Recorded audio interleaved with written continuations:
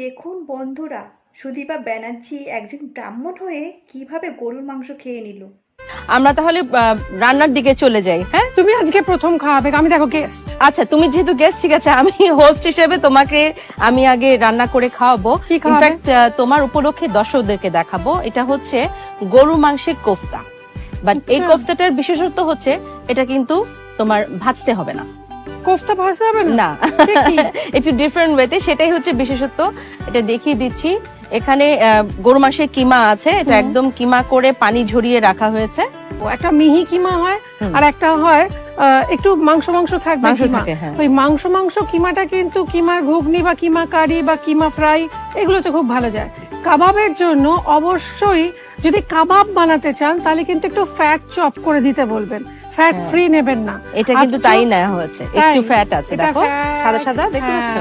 ওই কোফতাতে কি হবে, ভেতরটাকে ময়েশ্চার দেবে, বা কাবাবকেও ভেতর থেকে একটা ময়েশ্চার দরকার হয়। বাইরে থেকে তো আমরা ঘি টি ব্রাশ করছি, কিন্তু ভেতর থেকে ময়েশ্চারটা, চর্বির আলাদা